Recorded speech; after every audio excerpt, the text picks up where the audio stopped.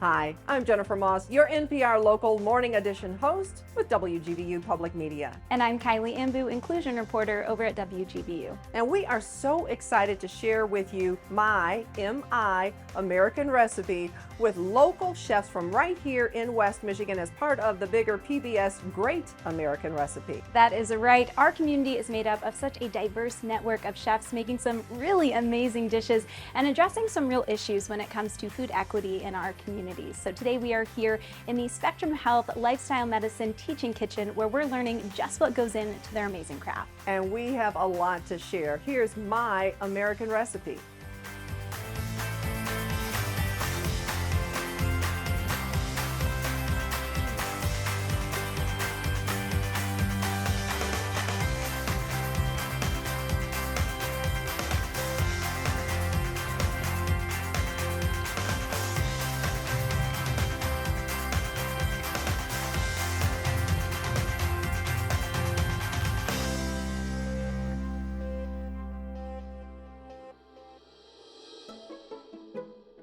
Ace and Jackie Madisigan both come from the Philippines and are co-owners of Adobo Boy and hope to open a local food truck under the name. Ace's love and passion for Filipino cuisine began at a very young age as he would cook and prepare meals with his late mother. Ace learned Filipino cooking from recipes passed on verbally by his grandmother, mother, father, and family. Filipinos enjoy communal gatherings, where Ace observed a lot of incredible people perfecting the taste of traditional foods. Jackie is also a master of Filipino cuisine. As a mother and father, they hope to pass on the traditions of Filipino culture to their son. Ace is also the executive director of the Grand Rapids Asian Pacific Foundation and founder of the Grand Rapids Asian Pacific Festival. He established the festival as a place for his son to celebrate his Asian roots, and now as an event for everyone to gather and learn from one another.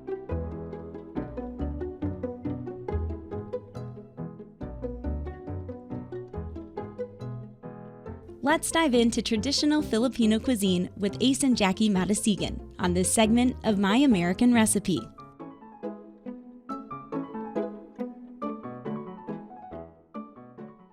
Jackie and Ace Madisigan, what are we making today? We are making Filipino Adobo. It's a unique dish, that's why I chose it to make it today. It's so easy, just mix all the ingredients. So the main ingredients are the soy sauce. So I'm not gonna use a measuring spoon. Yep, you're gonna do it like Jackie does in Jackie's kitchen. Yeah, this is how I make it, so. Lovely. So this is the soy sauce.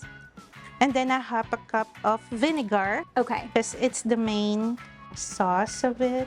So the soy sauce and the vinegar base is what makes it adobo. Mm-hmm. The idea is like to preserve the meat. So you would see some grandmas cook adobo in their like pantry that's been there for like a month. Oh So my it goodness. actually lasts that long. And it lasts that long, Yeah. which is great when it comes to really, like you said, preserving and sustaining. I know that we live in a go society, and so if you can grab that out your pantry and eat it, that's what we want. And Jackie, when you're shopping at the market, how much are you spending? Is this stuff that is pretty affordable for most families? Oh yeah, for $20, Wow. you can make the adobo. Yeah. And you said to feed like 8 people. Yeah, 5 to 8. Yeah. Oh, that's yeah, perfect. for a $20.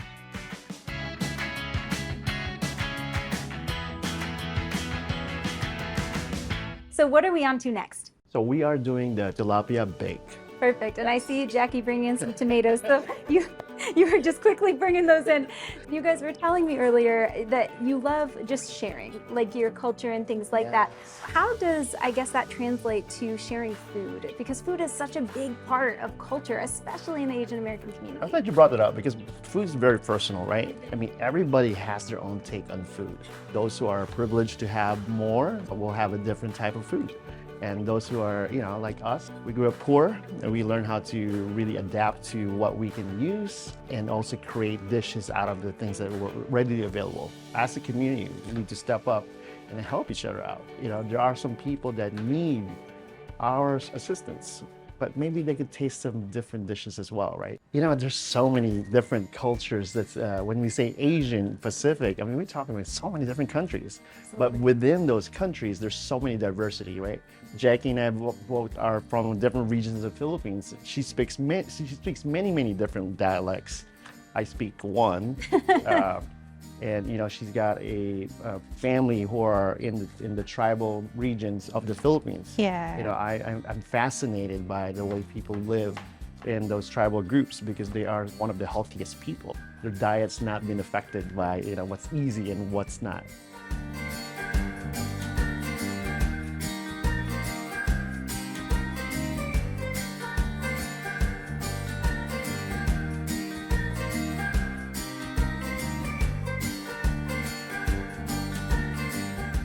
And I see you said it's still a little frozen. Is this fresh or frozen fish, and will either or work for a dish like this? I prefer fresh, but we want this to be affordable, and for us as a family, it's hard to just buy fresh fish, right? Yeah. Oh, absolutely. Especially if you've got, like we said, 8+ people in a family that we're trying to Right. serve. We're gonna just put pepper. Yeah, just a little bit of salt and pepper, just to kind of give it a little bit of a taste. Perfect. Put some salt in it because it really dries out the fish.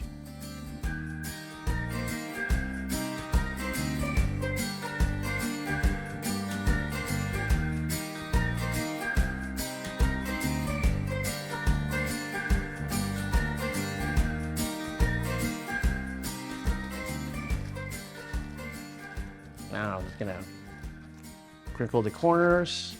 Oh, so this is going right in the steamer. For some reason, I was thinking that's going in the oven, but you said no ahead of time. We're doing steaming with this. We I want love it it. steamed, so Yeah. we're just gonna. So it's a very healthy dish. You don't need oil to fry it. Just steam it, and you're Just good. put it like that. Go. Perfect. Our third dish is, we call it pinakbet in the Philippines. So it's kind of like sauteed vegetables with salted shrimp paste there. It's kind of a little stinky. And how do you pronounce this one? Bagoong.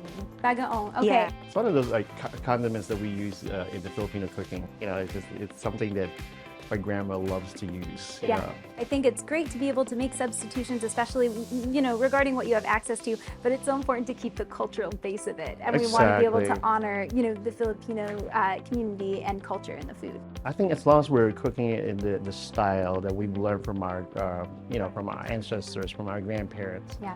it's honoring that tradition. But yes, it's more about what's accessible, what's readily available for the community. People from West Michigan could make their own pinakbet.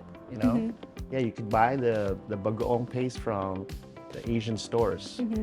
Well, and you on your own, Ace, I know you're all over social media in the Grand Rapids community, and it seems like you're always highlighting different businesses, minority businesses. It's not always just in the Asian American community. Why is that important for you? It's important for my son to be able to understand that there's a bigger world, not just beyond our community. There's a bigger world in our community, and it's important for us to be the bridge builders.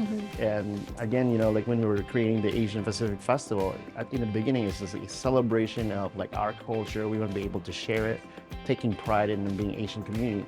But now it's hey, it's taking pride, but also inviting people to learn about our culture so we can learn more about them as well. It's a mutual learning, right? And then the more we do that, I just love the idea of being able to break down walls, and then we could share. We could be maybe cooking together, hey, let me show you Filipino food. Share recipes, Or maybe we could be invited to a cookout. Jackie, how does it feel for you just to be able to pass that down to Red, to be able to have all this knowledge of cooking and know that that's going somewhere else too, to the next generation? Yeah, well, hopefully Red will learn Filipino food, but right now we're trying to teach him how to make the adobo because he loves that food. So, yep. Well, and your restaurant is Adobo Boy, so Yeah. he needs to be an Adobo Boy. That's why we name it Adobo Boy, because of him, Oh, really? Yeah. Oh, that's Because awesome. we always ask his mom, hey Yeah. mom, when are you gonna make adobo? And then it just kind of stuck man, we're this adobo boy. And then oh, adobo boy. And then he called me when he was little, Mom, you're the best adobo cooker. Okay, thank you. Thank you. That's the best accolade you could receive, right? Yeah.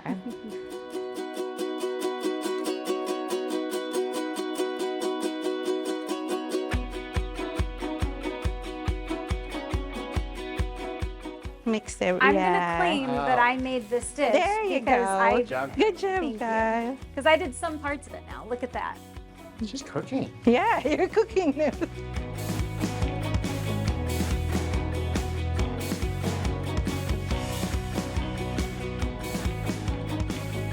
you're letting me do the final touch. Thank you very much.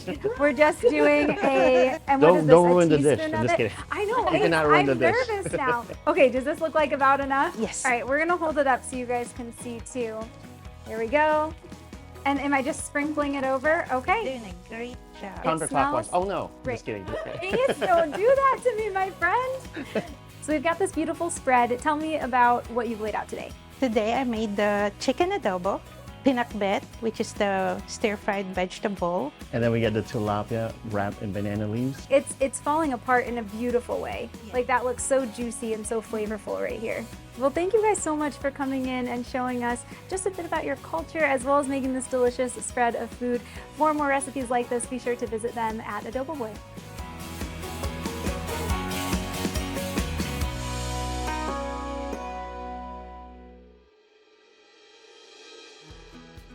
Our culinary journey takes place in the Spectrum Health Lifestyle Medicine Teaching Kitchen in the Grand Rapids Downtown Market. My American Recipe's goal is to showcase healthy, cultural food while also highlighting what organizations and people are doing in our community around food equity. Let's hear from Elizabeth Suvetti with Spectrum Health Culinary Medicine on the process for this show. My name is Elizabeth Suvetti, Manager for Culinary Medicine at Spectrum Health.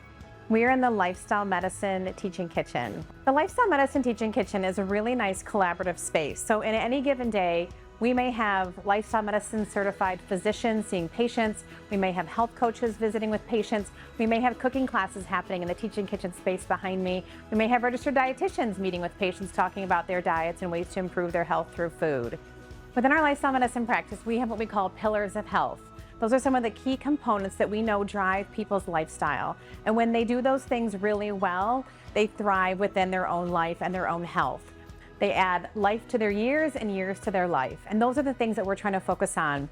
And specifically what we're bringing together today is that focus on the nourish pillar of health. The food component. We know that food plays a major role in people's health, and it can severely negatively impact it or severely impact it in a really positive way. And that's what we're trying to embrace today within this wonderful collaboration with WGVU through My American Recipe. I think oftentimes people have this notion that they think that healthy eating is expensive and it doesn't taste great. They think, oh, it's just gonna be some bland boiled Brussels sprouts. And I don't wanna eat that. As a chef by background, I wanna eat really delicious food. Every bite has got to be savory and delicious and mouthwatering, and it's gotta look great. But I also know that you can capture all of those components and have it also be really good for your health. And that's what we're trying to show people today. And it also can be very inexpensive. When we talk about what does it cost to buy, a pound of meat versus a can of beans or a pound of beans? Beans are way less expensive. Vegetables can be less expensive than other options. And so we really try to show people that you can really eat healthfully, very low budget, and it can be absolutely delicious and something that you are craving and desire and want to eat. And that's what we want to show people with the food that we prepare here.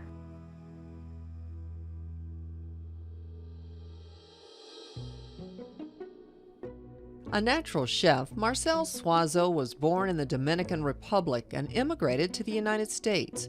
Her specialty is combining the artistic, culinary, and social elements representative of Caribbean people and her Dominican homeland in her cuisine.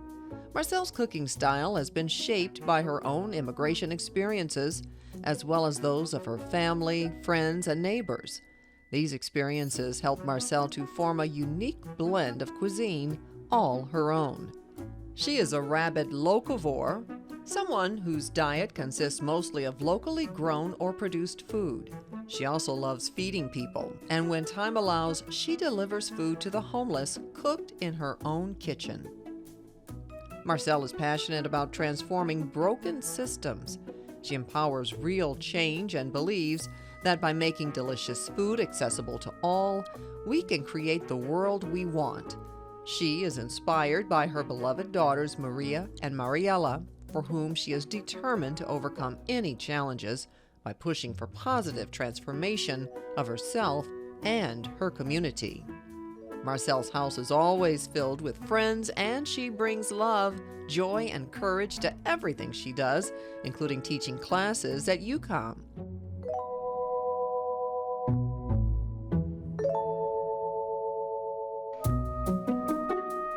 Let's see what Marcel Suazo and her Dominican background can cook here on this segment of My American Recipe.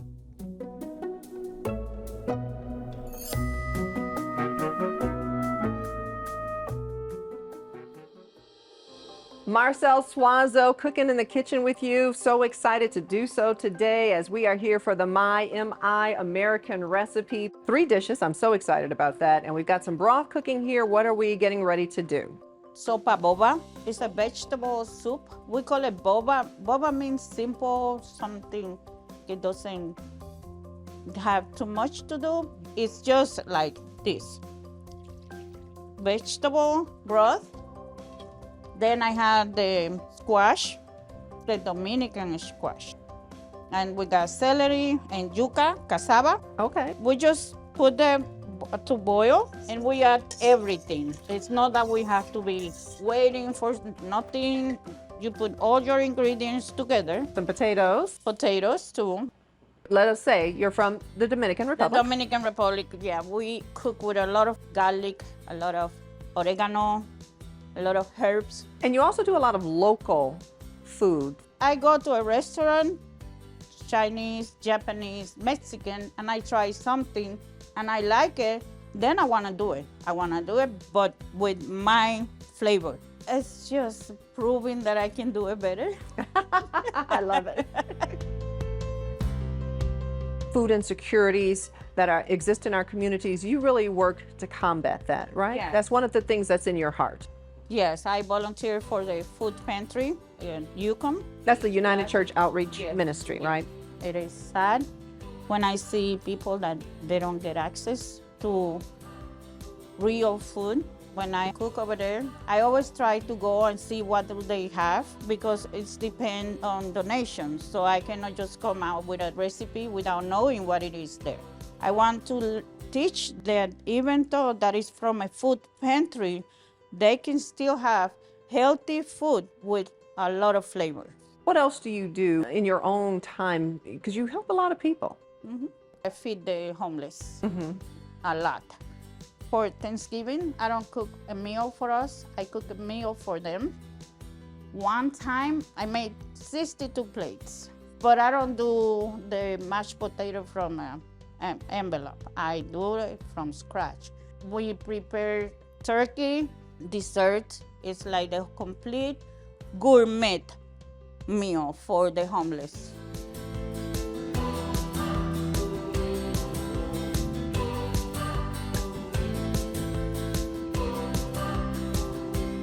As we let the Sopa Boba continue to simmer, we're making tapili. Tabbouleh, that's the original name. It's another salad. It's a salad, a Bulgar salad. So this is one of the recipes that it comes from Another country, but another it's culture, but you have adapted it to your recipe style.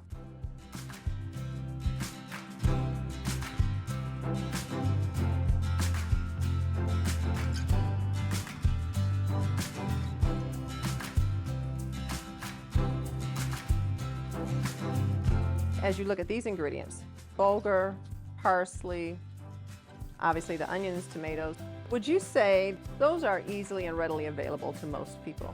I mean, there are some local gardens. even the bulgur. You can find it on Yukon Pantry. Now, I see your cutting style. You have that chef cutting style because you have been trained for this. You went to a good culinary school here in Grand Rapids, GRCC, right? GRCC. So, I used to work in a restaurant. It was the Las Palmas restaurant. There was a guy, a priest, and he will come to the restaurant and he will say, if the Dominican is here, I want to stone. If she's not here, I don't want her. oh.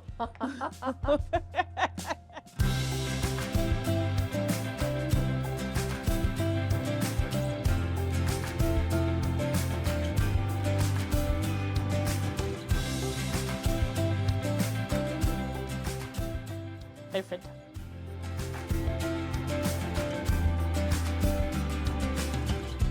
Now we are making avocado salad. Ensalada de aguacate. Avocado itself, it doesn't need to be dressed, but when you're having like a meal, I didn't just give you an avocado and say, here you go. You're going to dress it a little bit with it. So that's what this salad does. You have avocado, you said, with every meal. Yes. And you also said you don't go anywhere without it, because if you think that somebody may not have it, what do you do? Tell me that again, because that Oh, bears you bring repeating. your avocado to your restaurant because you don't know if the restaurant is gonna have avocado, so you bring it with you, and that's normal. In your purse, in your pocket, wherever you put it. Whatever, you've got you an don't avocado. you don't need to hide it. It's not illegal. Is that, you're like, bring your avocados. Yes. Because you didn't do that dish right, I'm going to have avocado with Yeah. mine. So you have your own and you just go for it. Yep. I love that. Love that.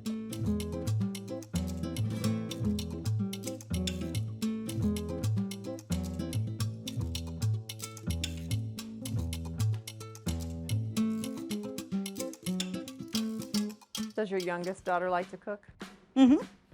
How important is it to, establish and to have those recipes handed down from generation to generation, and to teach the cooking process to each generation?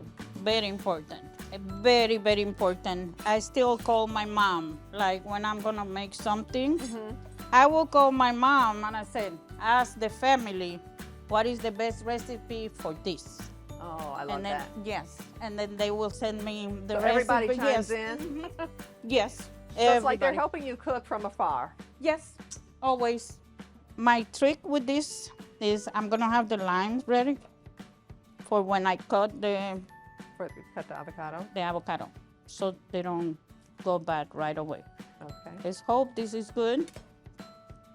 Yes. Oh, that's pretty. Beautiful.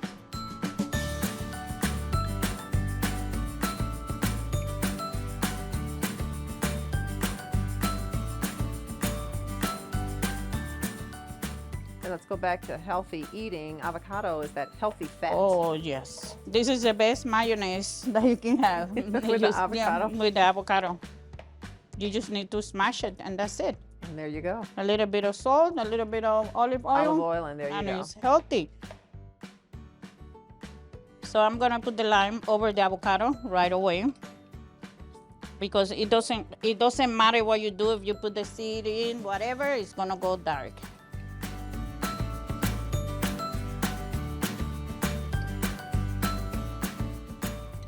And it's done.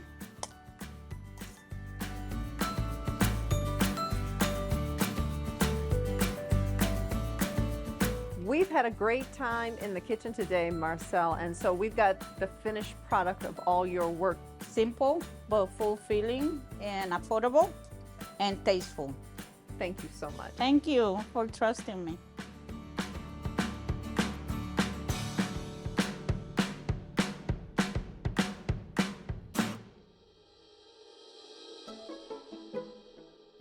Odessa Yonkers moved to the 49507 as a teen and has seen the growth within the community and surrounding areas in her 35-plus years living in Grand Rapids. After the passing of her father and witnessing numerous family members suffer from dietary-related illness, Odessa began a personal mission to learn about overall wellness. She's implemented healthy practices into her and her family's lifestyle and is now educating others on how to do the same in her role at Southeast Market and also through Wellness with Odessa, which she started during the pandemic. Odessa's passion for wellness led her to pursue a certificate in food nutrition and health. When the owners of Southeast Market reached out to her, she knew this would be a perfect match, as the work they're doing around food and racial justice is something Odessa is passionate about.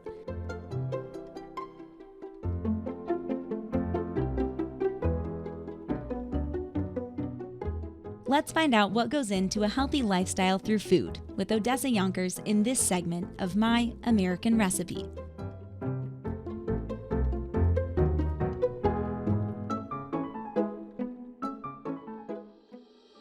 Thank you so much for being here with me today. Talk with me a bit about what we're making. We're going to start with the black-eyed pea salad. It's a really fun, easy salad to make. What made you pick these dishes? Were you just a black-eyed peas fan? I am a big black-eyed pea fan. I grew up on black-eyed peas. I'm from the South, but also Southeast Market, the owners, it's like one of their recipes that they have issued for their produce bundle subscription participants. Wonderful. We're gonna start with our fresh veggies here. We're just gonna cut We're chopping away, and I see Yes. lots of colors in this bin right Yes. now. Is this going to be a really colorful salad? Yes, it is.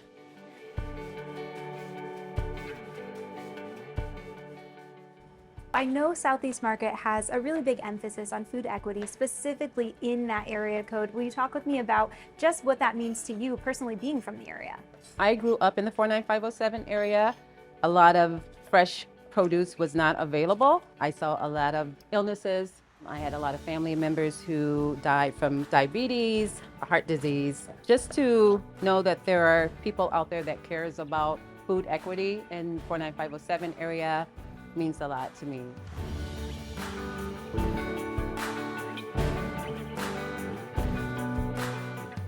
Thank you for giving me this job. I feel like I'm doing a lot, Yeah. and I'm not doing very Thank much. you So for there we go. helping. I've always wanted to help people with their diets. Food is medicine, definitely. And I just want to educate people on eating healthier. You know, it's not as hard as what people think. Like, oh, it's super hard to eat healthy, it's expensive, and it really is not. With Southeast Market, they're making it affordable, making food accessible to people in the 49507 area. You can have healthy, you can have affordable food. That's Yeah. what we're doing. Wonderful.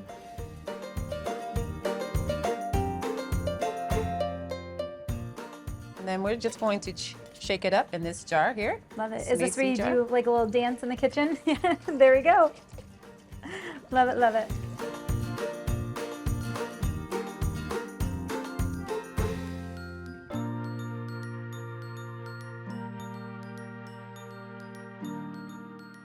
Nutritious and delicious. I'm excited to see the And next one. beautiful. Yes, absolutely. All right, for this next salad, we had to rope in our friend Ron Fudge because, well, he helped create the recipe. Tell me a bit what we're making today. Sure. We are making what's called a pear cabbage salad, right? And this salad was inspired by the pear and by Miss Odessa. So we have this foodie relationship where she brings over food and I take a look in the bag and I said, let's see what we can do with this. And so we started with a pear and I just took a taste of it and I said, you know, I think this would pair well with I see a what you did cabbage there. salad. Pear, wow. Yes, I see yes, what you see, did. See? And so with the sweetness of the pear and the bitterness of the cabbage, it's really good with a red wine. So We'll start with the dressing. We'll Okay. just get that out the way.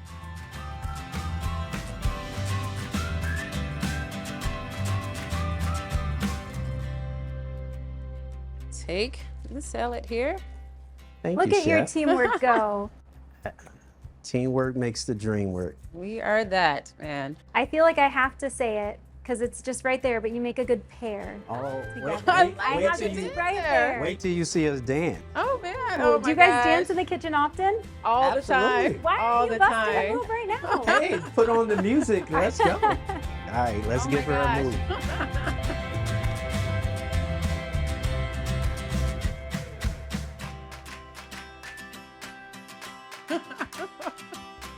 We dance, we make food, create recipes, and just have a good time.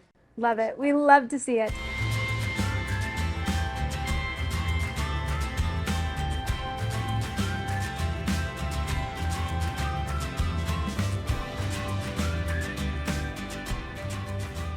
Who's ready for some appetizers? Let's go. All right, Let's talk do to me it. about what we're making. Our next recipe is going to be a mushroom goat cheese toast. We're going to be using ingredients from Southeast Market. This is really, really simple to make, and it's really delicious.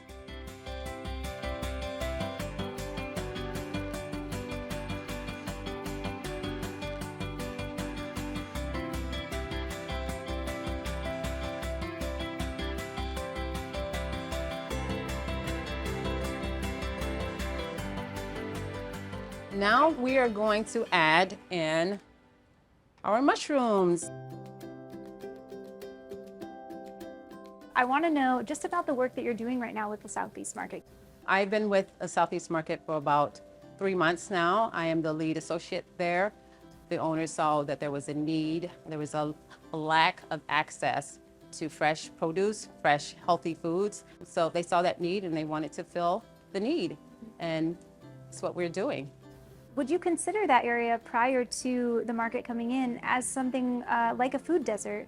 It really was. Every corner you have a store, but it's usually filled with alcohol or processed foods. It was really hard to find fresh foods in that community, and we're making that change. One of our programs that we have is called Pay It Forward. Yeah. And what that is about is when you come into the store, if you wanted to round up your purchase to the nearest dollar, if you wanted to add $5, $10, or whatever you wanted to add, feel free. I mean, sometimes people come in and they're very generous, and we're so appreciative of that. But what that does is it allows us to offer all of our produce to our customers or to the participants in the 49507 area at cost. That means there's no upcharge, there's no up cost. When people, they learn about it, they've just been so generous. So you guys are also offering produce bundles as well. Can you talk with me about how that works? I know you brought some here too, which is what we were cooking with. Yes, right now we are offering produce bundles to our customers where you could get curated boxes or curated bins of fresh produce. If you wanted to come in and you got your bundle and you wanted to donate to someone in the community, you can do that. We also just started our EBT bundle program, and this is going to be so helpful to so many people. EBT participants can come in, get a $20 bundle for $5. That is what we've really been pushing, and another way that we can help the community to have better access to healthy foods.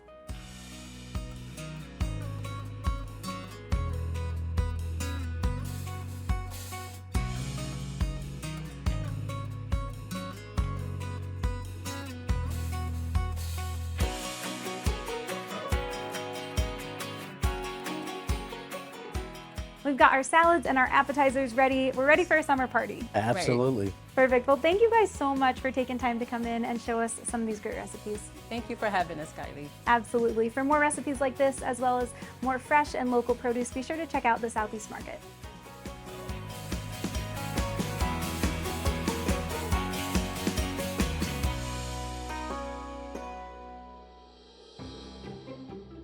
Cameron Stott is an Anishinaabe chef born and raised here in Grand Rapids. He is a proud father of 2 boys and is currently enrolled at Grand Valley State University. He is part of an organization called I Collective, an autonomous group of indigenous chefs, activists, herbalists, seed, and knowledge keepers. Indigenous food systems are central to his knowledge of indigenous cuisine and how he translates that into modern context using foraged edibles, wild game, and locally grown foods. Cameron hopes to utilize his knowledge of indigenous food systems to educate others. Working with the Kent County Food Policy Council, Cameron has laid foundations in his community to create equitable food access and bring his cultural take on cuisine into his work.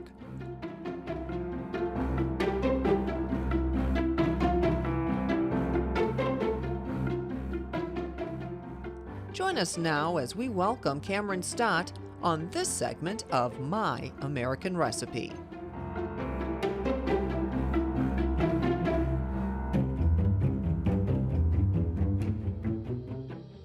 I am so excited to be here today with Cameron Stott. We are cooking up some good things in the kitchen. Tell me what we've got in store today. So today I'm going to be cooking wild rice congee and blue corn waffles with duck eggs. This is indigenous food. This is unique to your culture, and you want to make sure that that kind of legacy continues through your cooking. Right.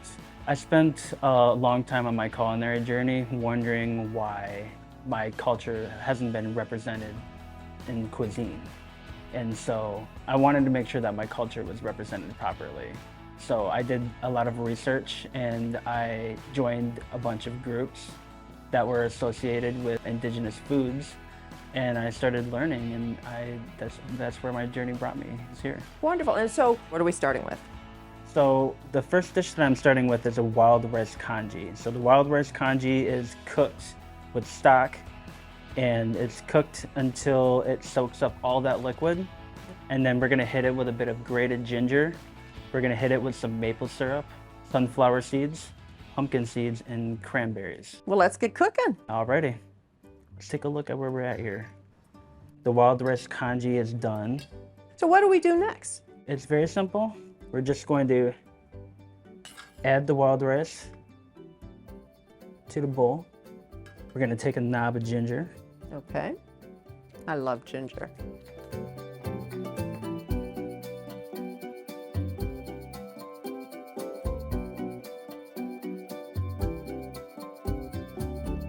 What's our next step? So we added the ginger. So we're gonna do quick pinch with sunflower seeds. Sunflower seeds. Quick pinch of pumpkin seeds. I pick these because sunflower seeds and pumpkin seeds are indigenous to North America as well. And then I just saw you added some cranberries, dried cranberries? Dried cranberries, yes. Okay. That was part of the original native diet, was forage high bush cranberries. So I use these dried cranberries as a replacement for that. We're gonna pour some maple syrup over top. Maple syrup is also a staple of Native American diet because we used to tap maple trees, thousands of years ago. I like to keep that tradition alive. Would you like to try it? I would. Yeah, let's try it. Let's dig in here. I want to make sure I get some of that maple syrup and a cranberry. Oh my word. Not good, right? That is so good. Wild rice congee. That is one for the books. Well, let's talk about the organizations that you work with. The baseline is to make sure that there's no food insecurity for anyone. I always have a philosophy that food is medicine, isn't medicine unless it's accessible for all. And so I take that very seriously, and I take measures in the community to make sure that people have access to food, sustainable, healthy foods. I experienced food insecurity as a child. So growing up, I had to be inventive of how I was going to make a decent meal for myself. And that kind of is what inspired me to be a chef, but also I held on to that. I just wanted to have access to those healthy, sustainable foods. And now that I do, I want to create that access for other people. What are you doing with the Kent County Food Policy Council so we have sustainable food sources for those in the community who are lacking? We just began, so we're in our beginning stages, but we are trying to advance equity within food systems. It's all about creating that access to that food. There's so many barriers for sustainable ingredients, and not just price, but like just the knowledge of growing your own food and knowing where your food comes from. That is power. Do you want to have your own restaurant? I did dream of having a restaurant one day, but I think that my main focus is teaching people about sustainable foods and indigenous food systems. The wild rice congee, delicious, wonderful. And now we're doing a blue corn waffle with what? With the duck egg. Duck egg. We're going to talk about that duck egg in just a minute. So let's get started. The first thing that we're going to do is we're going to put our dry ingredients in. Okay, what do we got? I like to use this Rise flour blend. It's my favorite gluten-free flour. When we did the wild rice congee, you mentioned, of course, that the wild rice is gluten-free. Are you a gluten-free fan? When we talk about decolonize or indigenizing food, we think of food pre-colonial. We were introduced to foods that had a lot of gluten, dairy, and our systems were not adjusted to that. So that when they came over and introduced those things to our diets, it did not really agree with us. So part of venturing into pre-colonial cuisine is kind of getting rid of some of those factors like gluten and dairy. It was much healthier and sustainable. People were healthy, they didn't have a lot of disease, they lived a long time. That's very true. Yeah. Yes.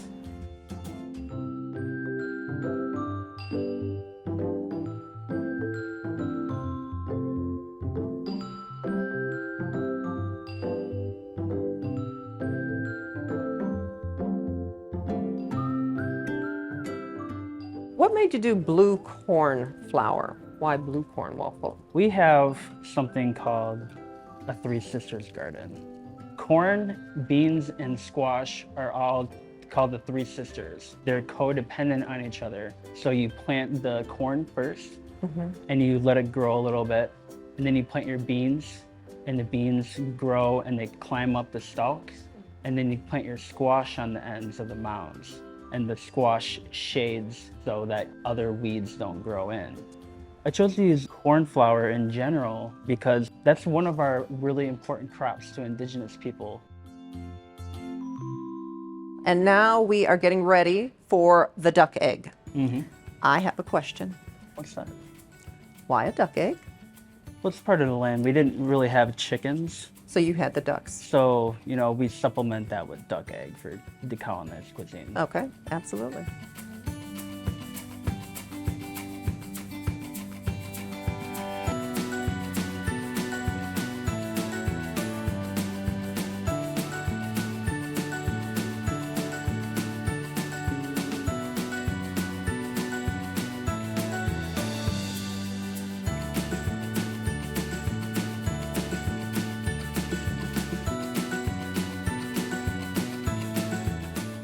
There we go. Look at that. Cameron, if anyone wants any more information, they can go to the Kent County Food Policy Council and their website to find out more. Thank you for joining us today. Thank you so much. It's been fun.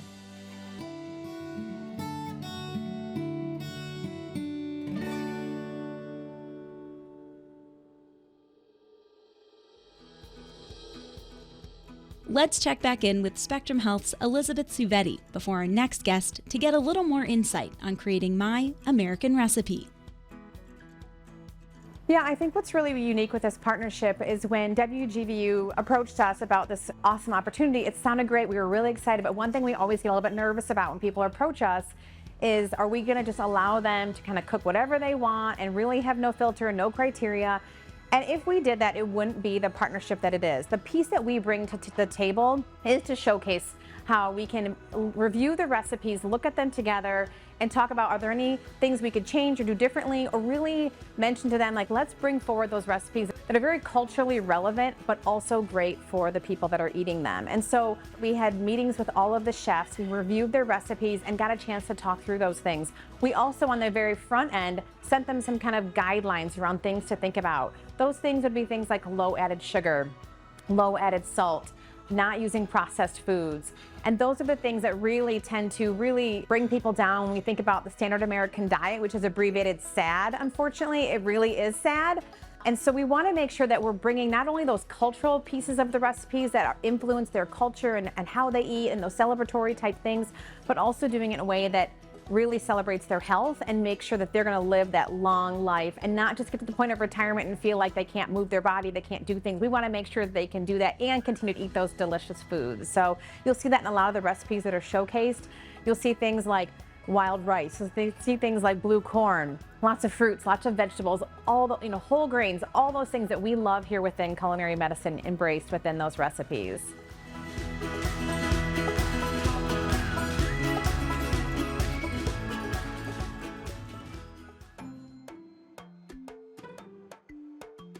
A Muskegon native, Amy St. Germain is a teacher who loves to share her knowledge about health and fitness and works as a nutrition educator for the YMCA of Greater Grand Rapids. A mom and marathon runner, she wants to do what she can to inspire people to eat more fruits and veggies, become more food savvy, and more adventurous, whether it comes to cooking for 1 or 21. She has worked with several urban gardens and has worked hard to feed people in her area through community gardens and the Wise Mobile Farmers Market, the Veggie Van. Her passion for healthy living is certainly making an impact in her community.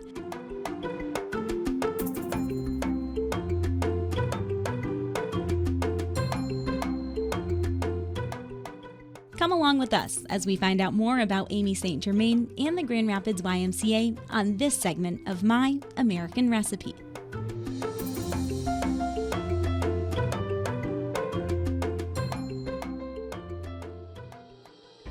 Chef Amy, what do you have to show us today? Well, today I have a seasonal frittata that I will be using some great summer vegetables, but this will be able to be used fall, winter, spring, whatever we have. Perfect. Let's get started. I see lots of stuff on the table. I'm not sure where to begin, so you're going to guide me a bit on this one. So we'll be using our green onions. Wow. We also have our zucchini that we'll be using. Perfect. Asparagus right now is in season. I don't know if anybody has been driving along the road up north towards Ludington, but you can see wild asparagus growing all throughout the roadways. We also have some mushrooms that we'll be using for our frittata.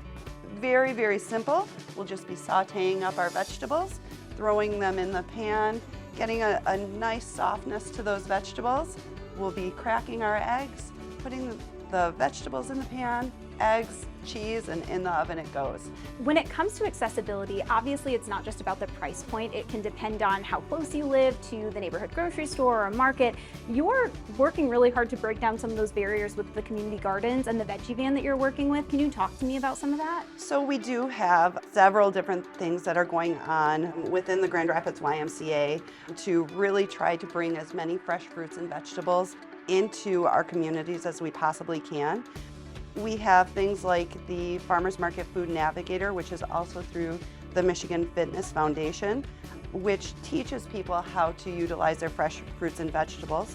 We also have something called the Veggie Van, which is kind of my pride and joy. It's very close to my heart, where we bring fresh fruits and vegetables into places that are considered food deserts, where the access to fruits and vegetables is extremely limited. We have things like more like corner stores where the fresh fruits and vegetables are extremely expensive. I actually went into a corner store the other day just to see how much a banana was. Oh, and a no. banana was $1.50. Wow. So when you are looking at fresh fruits and vegetables and you have a choice between a bag of chips or a banana and you're hungry, the likelihood is that you're going to grab that bag of chips. Absolutely. And so now it becomes a discussion of how are we going to get more fresh fruits and vegetables to people. Mm-hmm. So the Veggie Van does just that.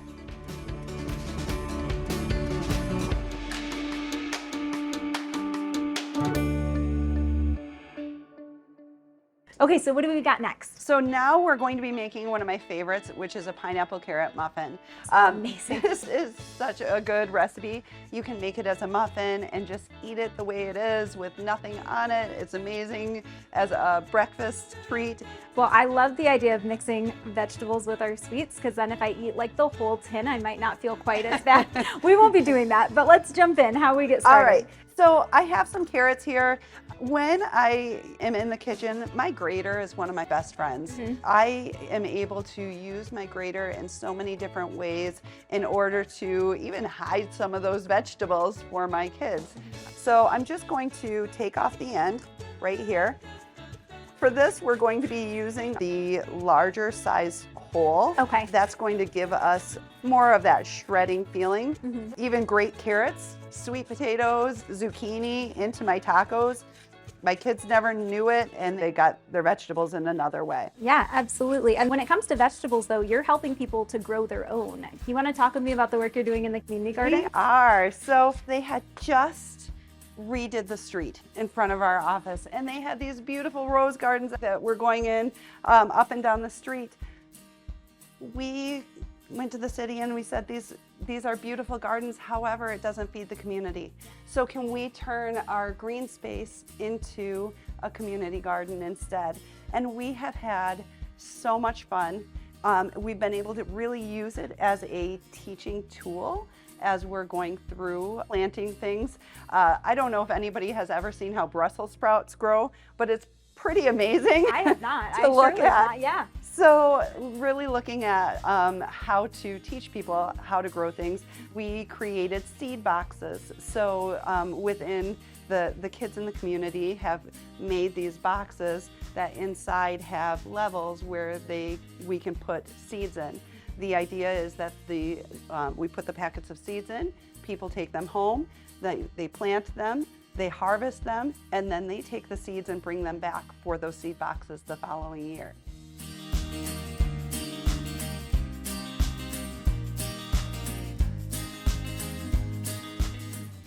This is one thing that kids can help with as well. Yeah. Just to have them measure items Once they have some ownership over what's being cooked, and once we create that excitement, that's when we start to see kids changing their lifestyle and going home and saying, hey mom, or hey dad, I made this at school. I made a blueberry smoothie with spinach and I like spinach now. So it's really a matter of exposing kids to the different options that are out there.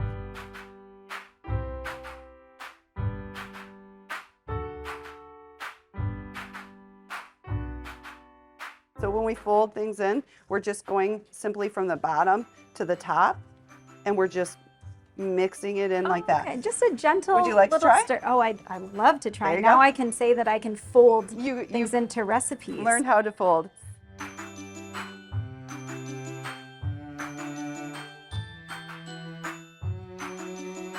Cooking by yourself can feel a bit lonely, and I think it's because so much of our food is used as a sense of community. You eat with people, you enjoy each other's company, but can food be a great way to connect with yourself if you're doing it alone? Absolutely, absolutely. And especially if you are living in a community, it's a nice way to maybe introduce yourself to a neighbor as well. I think we need to build that community in a different way. It used to be where we knew our neighbors. Now we don't really know our neighbors the way we should. So maybe that might be a gateway to really you being the catalyst for building up your neighborhood. Perfect. You can do it with pineapple carrot muffins. Love it. So we're going to put this in, and then we are going to probably send it out into our neighborhoods.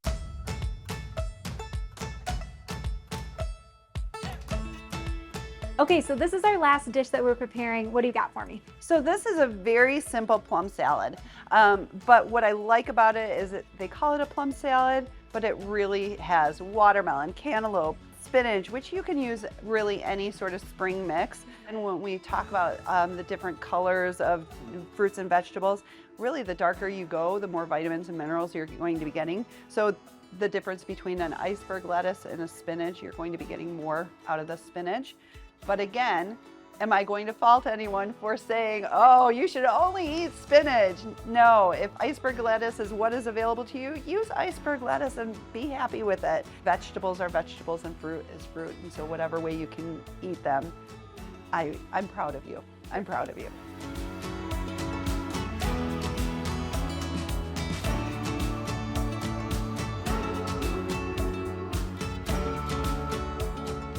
All right, so now I'm just gonna sprinkle those over. Wonderful. Right here, we've got our feta cheese. Okay, wonderful. So we're just going to take some and we're gonna sprinkle it right over. The other thing that we have here is we have a really nice raspberry poppy seed vinaigrette that was made. And we're just gonna drizzle that right on here. That sounds amazing. It looks amazing. So this is the finished product. It looks like a great summer plate. This is a really nice, healthy, delicious, inexpensive way to utilize a lot of things that you already have at home to keep your body nourished and healthy. Absolutely. Well, thank you so much, Chef Amy, for teaching us how to make these versatile and accessible foods right at home. Thank you so much. If you want to check out great recipes like this, be sure to head on over and follow Chef Amy over at the Greater Grand Rapids YMCA.